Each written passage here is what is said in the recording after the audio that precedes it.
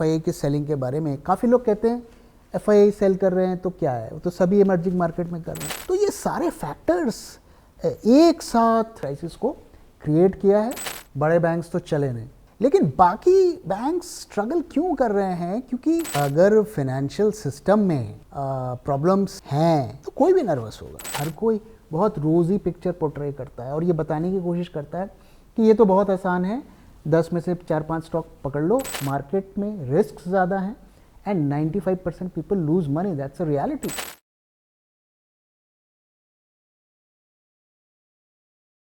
कल सर आपने कहा था कि अगर बैंक में रैली आती है और अगर उस पर फॉलोअप बाइंग भी आती है तब हम उस पर भरोसा कर सकते हैं। तो सर सवाल ये है कि आज बैंक का परफॉर्मेंस आपको कैसा लगा? बहुत अच्छा तो नहीं था बैंक का परफॉर्मेंस। अगर आज हम देखें, बड़े बैंक्स तो चले नहीं। अब देखिए HDFC भी मोटा मोटा फ्लैट रहा, SBI डाउन रहा, ICICI भी थोड़ा बहुत ही चला। एक्सिस बैंक को अगर छोड़ दें और एक आध बैंक्स को और छोड़ दें, अगर AU बैंक प्रोबेबली तो बैंकिंग सेक्टर नहीं चले, आज भी नहीं चले। तो इसलिए जो हम कह रहे थे कि जब तक बैंकिंग सेक्टर में बड़ी हमें रैली नहीं देखने मिलेगी तब तक हमें इस रैली पर कॉन्फिडेंस नहीं आएगा।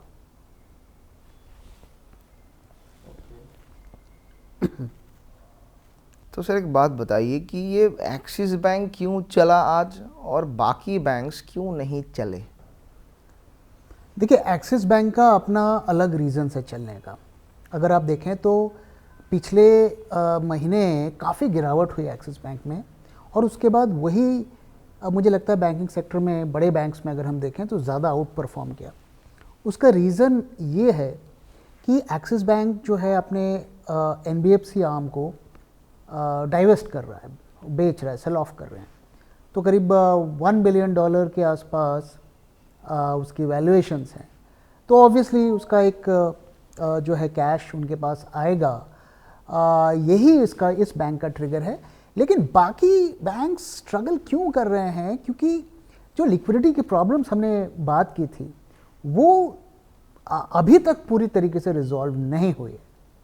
पर सर RBI तो फिर से लिक्विडिटी इन्फ्यूज़ कर रही है, तो फिर भी क्यों नहीं हो रहा? तो देखिए, कभी किसी बीमारी के सिम्टम्स बार बार अगर आते हैं, आपको कोई बीमारी है, आप दवाई खा रहे हो, फिर वो बीमारी कुछ दिन के लिए ठीक होती है, फिर सरफेस हो जाती है, तो इसे आप क्या मानेंगे? यानी कि गहरी बीमारी है, बड़ी बीमारी है, इसीलिए वो फिक्स नहीं हो रही है, इतनी दवाई खाने के बाद भी फिक्स नहीं हो रही है।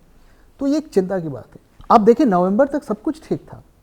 हमारी बैंकों में जो लिक्विडिटी सरप्लस में थी, करीब 1.35 लाख करोड़ का वहाँ पर सरप्लस था, और उसके बाद से लगातार हमें डेफिसिट देखने को मिल रहा है।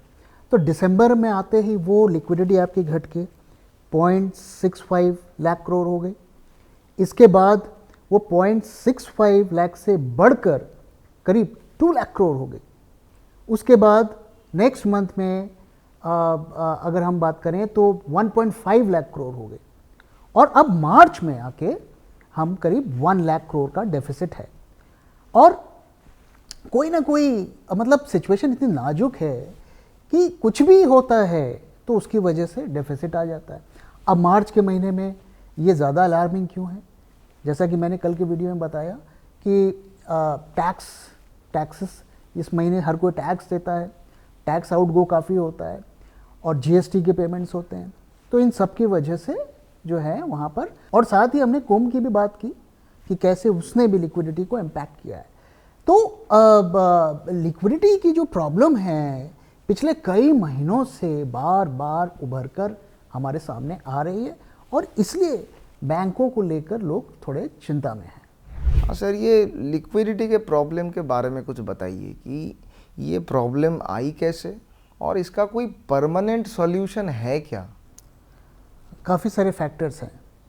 अगर आप देखें तो पिछले कई सालों में मुझे नहीं आता ध्यान आता कि इतनी प्रॉब्लम्स हमने फेस की थी।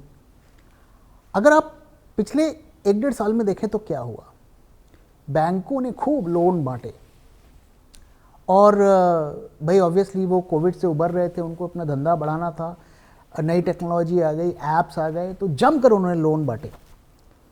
और उसी दौरान अगर आप देखिए तो इकॉनमी की हालत भी खराब होती जा रही थी। जॉब्स के फ्रंट पे हम बुरा कर रहे थे, टैक्स कलेक्शन, अगर जो कॉर्पोरेट्स के टैक्स हैं उसमें भी गिरावट आ रही थी। और फिर सिचुएशन ऐसी आ गई कि काफ़ी डिफ़ॉल्ट्स होने लगे, जॉबलेसनेस बढ़ने लगी। तो अगर आप देखें, अगर हम पिछले महीने दिसंबर क्वार्टर की ही बात करें तो हमारे लोन किस रफ्तार से ग्रो कर रहे थे? 14%, 14% के रफ्तार से। और हमारे जो डिपॉजिट्स किस रफ्तार से ग्रो कर रहे थे? 11%। तो लोन्स आप ज़्यादा बांट रहे हो, बैंकों में डिपॉजिट आ नहीं पा रहा है, और इसी वजह से जो LDR रेशियोज़ हैं वो भी ख़राब हो रहे हैं। और साथ में आप देखिए क्या हो रहा है कि डिफ़ॉल्ट्स बढ़ने लगे हैं। तो जो आपने लोन बांटा, लोग वो चुकाएंगे नहीं तो पैसा वापस बैंकों के पास आएगा कहाँ से? तो ये सारे फैक्टर्स एक साथ जो है ये लिक्विडिटी क्राइसिस को क्रिएट किया है। और ये अभी भी ऐसा नहीं लग रहा है कि पूरी तरीके से हम इससे उबर पाए हैं, हालांकि RBI लगातार इस पर कुछ ना कुछ एक्शंस ले रहा है। सर थोड़ा ये समझाइए कि RBI ये जो OMO और स्वैप्स कर रही है, तो ये है क्या चीज़, पहली बात तो, और दूसरी चीज़ कि इससे लिक्विडिटी बढ़ती कैसे है?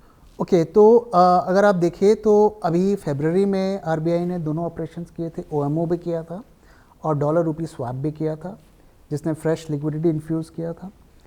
अब एक बार फिर वो करने जा रहे हैं और इससे 1.9 लाख करोड़ की वो लिक्विडिटी इन्फ्यूज़ करेंगे। तो आखिर ये है क्या, कैसे इस ऑपरेशंस की वजह से बैंकों में लिक्विडिटी आती है? तो ये जो ट्रांजैक्शंस होती हैं इसको थोड़ा हम समझते हैं। इसमें RBI भी इन्वॉल्व होता है, हमारे बैंक्स भी इन्वॉल्व होते हैं, हम और आप इन्वॉल्व नहीं होते हैं, पहली बात तो ये। तो एक एक करके बात करते हैं। तो पहले OMO की बात करते हैं। तो OMO is open market operation. अब इसमें क्या होता है कि RBI OMO यूज़ करके लिक्विडिटी बढ़ा भी सकता है, घटा भी सकता है। जब उसे बढ़ानी होती है लिक्विडिटी तो वो OMO में बाय साइड पर होता है, और जब घटानी होती है तो सेल साइड पे होता है। तो क्या बाय करता है, क्या सेल करता है? तो गवर्नमेंट के बॉन्ड्स, गवर्नमेंट की सिक्योरिटीज़ को बाय करता है। अब कैसे लिक्विडिटी बढ़ती है इसको समझते हैं। अब मान लीजिए आप एक बैंक हो, बैंक XYZ। आप ने, हर बैंक जो है कोई ना कोई गवर्नमेंट के बॉन्ड्स को होल्ड करता है। ओके, अब बैंकों के पास पैसे नहीं है, लिक्विडिटी की कमी है, तो RBI क्या करेगा? RBI बोलेगा मैं आपसे गवर्नमेंट के बॉन्ड्स खरीदना चाहता हूँ। तो अगर मैंने 50,000 करोड़ के आपके से बॉन्ड खरीदे तो ऑब्वियसली RBI आपको 50,000 करोड़ देगा।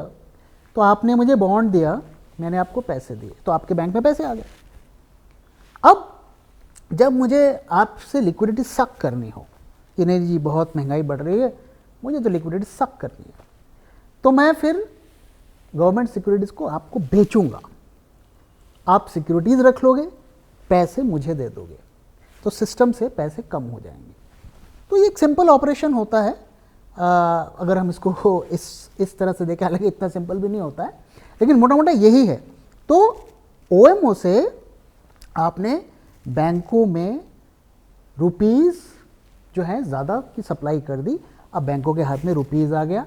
अब उस रुपीज़ का इस्तेमाल जो भी उन्हें लोन देना हो वो लोन देंगे, कोई विड्रॉल कर रहा है उसे विड्रॉल करेंगे, क्योंकि अगर उनके पास लिक्विडिटी हुई नहीं, पहले तो लोन कैसे बांटेंगे, दूसरा अगर बहुत सारे लोग एक साथ आ गए कि भैया मेरे को पैसे निकालने हैं, तो वो देंगे कैसे? तो एक तो ये हो गया।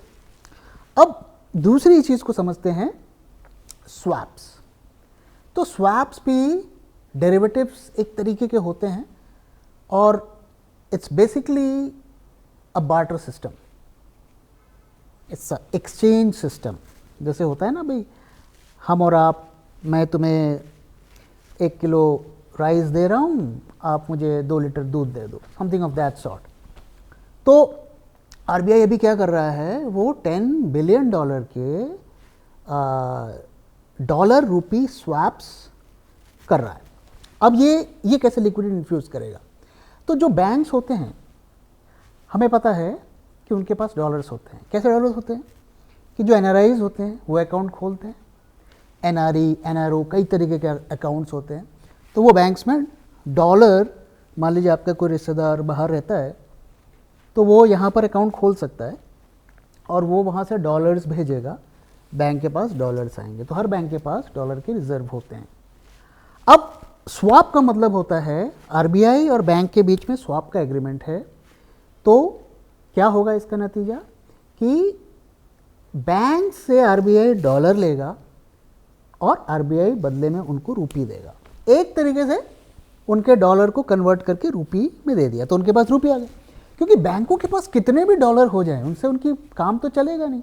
आप ATM से पैसे निकालने जाएंगे तो डॉलर तो निकलेंगे नहीं, या बैंक किसी को लोन बांटने जा रहे हैं, वो बोलेंगे भाई हमारे पास रुपीज़ तो नहीं, आप डॉलर में लो, ये तो चलेगा नहीं। तो एक तरीके से वो RBI से एक्सचेंज करते हैं कि हम आपको डॉलर देते हैं, आप हमको रुपए दे दो। अब ऐसा नहीं है कि ये आपने डॉलर बाइंग सेलिंग कर ली। स्वैप का मतलब होता है एक्सचेंज। तो आपको फिर 3 साल या 5 साल जैसा भी एग्रीमेंट होता है फिर वापस करने पड़ेंगे। तो RBI ने जो आपसे डॉलर लिए, रुपया लिए, दिया, अब वो 3 साल बाद जाके RBI बोलेगा भैया अब लेट्स एक्सचेंज। तो वो लिक्विडिटी जो उसने प्रोवाइड की है वो सक भी कर लेगा। तो अब मार्च में RBI ऐसे 2 या 3 ऐसे ट्रांजैक्शंस करेगा और इसमें काफ़ी प्राइवेट बैंक्स पार्टिसिपेट करेंगे और इस तरीके से लिक्विडिटी इन्फ्यूज़ की जाती है सिस्टम में। तो सर यही वो रीज़न तो नहीं है जिसकी वजह से FII कंटिन्यूअसली बेच रहे हैं? देखो, अगर फिनेंशियल सिस्टम में प्रॉब्लम्स हैं तो कोई भी नर्वस होगा, और कभी कभार एक प्रॉब्लम आई, फिक्स हो गई तो इट्स अंडरस्टैंडेबल। लेकिन जब वो कंसिस्टेंटली चली जा रही है तो एक चिंता की बात है। और this could be one of the reasons. अगर आप FIIs का डेटा देखें तो जो अक्टूबर महीने में उन्होंने सेलिंग की थी, if I remember correctly 1.1 lakh crore के करीब की सेलिंग की थी। उसमें से जो सबसे बड़ा चंक जो सेल उन्होंने किया था वो बैंकिंग और फाइनेंस का ही किया था, करीब 26,000 करोड़ का। तो शुरुआत तो उन्होंने बैंकिंग और फाइनेंस से ही की थी, जबकि वो बेस्ट परफॉर्मिंग सेक्टर था, IT से भी अच्छा परफॉर्म कर रहा था। हर क्राइटेरिया पे आप चेक करिए। तो this could be one of the reasons वो इतना सेलिंग कर रहे हैं। और एक और चीज़ अगर आप देखें FII की सेलिंग के बारे में, काफ़ी लोग कहते हैं FII सेल कर रहे हैं तो क्या है, वो तो सभी इमर्जिंग मार्केट में कर रहे हैं। लेकिन अगर आप डेटा देखेंगे तो सबसे ज़्यादा सेलिंग कहाँ कर रहे हैं? इमर्जिंग मार्केट में सबसे ज़्यादा सेलिंग इंडिया में कर रहे हैं। तो 2025 में अगर आप देखें तो इंडिया में उन्होंने करीब 12.2 बिलियन डॉलर्स की सेलिंग की है इस साल 2025 में। और अगर आप नेक्स्ट इमर्जिंग मार्केट की कंट्री उठाए ताइवान, उसमें वो करीब 5 बिलियन डॉलर्स का बन जाता है, मतलब आधे से भी कम। और उससे नीचे अगर आएंगे तो आपको साउथ कोरिया मिलेगा, 2.5 मिलियन डॉलर्स का मिल जाता है। तो हमसे 1/4 सेलिंग वहाँ हो रही है। और इसके बाद और जो इमर्जिंग मार्केट एशिया की कंट्रीज़ को अगर आप देखें, वियतनाम, थाईलैंड, इन कंट्रीज़ को देखें तो 1-1 बिलियन की वहाँ पे सेलिंग हुई है। तो कहाँ 1 बिलियन, 2 बिलियन, कहाँ 12 बिलियन। तो डेटा अगर आप देखेंगे तो ऐसा लगेगा कि भाई they are dumping India. Sir एक सब्सक्राइबर हैं आपके, राजेंद्र प्रधान जी, वो बोल रहे हैं कि sir ji please don't spread panic. इसके बारे में कुछ कहना चाहेंगे आप? नहीं, देखिए, गोल हमारा पैनिक का नहीं है। अगर आप देखिए तो सोशल मीडिया में क्या होता है, हर कोई बहुत रोज़ी पिक्चर पोर्ट्रे करता है और ये बताने की कोशिश करता है कि ये तो बहुत आसान है, 10 में से 4-5 स्टॉक पकड़ लो, थोड़ा एवरेजिंग कर लो, लॉन्ग टर्म होल्ड कर लो और पैसे बन जाएंगे। अब वो रियलिटी चेक लोगों को हो रहा है। हम चाहते थे कि लोगों को असलियत पता चले। आपको ये लगता है कि मैं पैनिक मचा रहे हैं हम लोग क्योंकि बाकी लोग तो उल्टा बोल रहे हैं, आप उल्टा बोल रहे हो। तो ना हम रोज़ी पिक्चर दिखाते हैं, ना हम पैनिक मचाते हैं। जो हमें रियलिटी में दिखता है वो हम बताते हैं। और हम रिस्क के बारे में ज़्यादा बात करते हैं क्योंकि मार्केट में रिस्क ज़्यादा हैं and 95% people lose money, that's a reality. तो रिस्क ज़्यादा हैं और रोज़ी पिक्चर्स मार्केट में कम है, वही असलियत हम बताने की कोशिश करते हैं। सर वैभव बैंगर नाम के आपके एक सब्सक्राइबर हैं, ये पूछ रहे हैं एक सिंपल सा सवाल, बहुत इंटरेस्टिंग है कि is the India story over? देखिए, इट्स टू अर्ली टू से कि इंडिया स्टोरी इज़ ओवर, और अभी ऐसा कहा जा रहा है कि हमारा जीडीपी का डेटा इस बार पिछले क्वार्टर से बेटर आएगा। अब हमें जो फुल ब्लोन जो ये टैरिफ्स वगैरह लग जाएंगे, उसके बाद इकॉनमी पर क्या इम्पैक्ट आएगा वो हमें देखना है, किस रफ्तार से हमारी इकॉनमी ग्रो करती है, ये बैंकों की लिक्विडिटी प्रॉब्लम्स किस तरीके से फिक्स होती हैं। तो मैं कहूँगा कि इट्स टू अर्ली, अभी हम ये नहीं कह सकते कि इंडिया स्टोरी इज़ ओवर।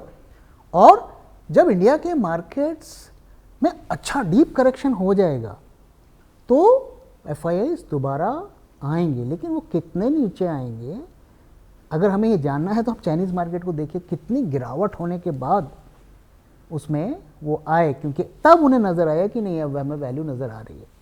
तो इसलिए मैं ये नहीं कहूँगा कि India story is over, but situation अब उतनी अच्छी नहीं है जो 1-1.5 साल 2 साल 5 साल पहले हुआ करती थी, और डेटा हमें तो वही कहानी बता रहा है, मैं कुछ नया नहीं बता रहा हूँ। तो सर आखिरी सवाल, जैसा कि हम हर बार पूछते हैं कि नेक्स्ट कुछ दिनों में आपको मार्केट कैसा लग रहा है, किस तरफ डायरेक्शन ले रहा है मार्केट? Same stand. देखिए, बैंक निफ्टी में रैली हमें देखनी है, हमें देखना है आईसीआईसीआई एचडीएफसी रैली कर रहे हैं। आज का मार्केट भी अच्छा ही रहा, निफ्टी के स्टॉक्स अच्छे रहे, लगभग सभी सेक्टर्स में देखें तो कहीं बहुत ज़्यादा गिरावट देखने को नहीं मिली, कई सेक्टर्स जो हैं 1-2% अप भी रहे। बट आज का दिन में क्या था कि आज वीकली एक्सपायरी थी, और वीकली एक्सपायरी में मार्केट की सही पिक्चर नहीं पता चल पाती है, क्योंकि एक्सपायरी को इन्फ्लुएंस करने के लिए काफ़ी ट्रेड्स किए जाते हैं, पोजीशंस को क्लोज किया जाता है। मुझे लगता है कि हमें कल का दिन देखना चाहिए कि कल हमें बैंक में रैली मिलती है कि नहीं मिलती। अगर बैंक में रैली नहीं मिलेगी फिर ये तो फिजल आउट हो जाएगा। तो let's meet tomorrow and discuss की क्या मार्केट में कल होता है, और उसके बेसिस पर हम अपना कॉल लेंगे।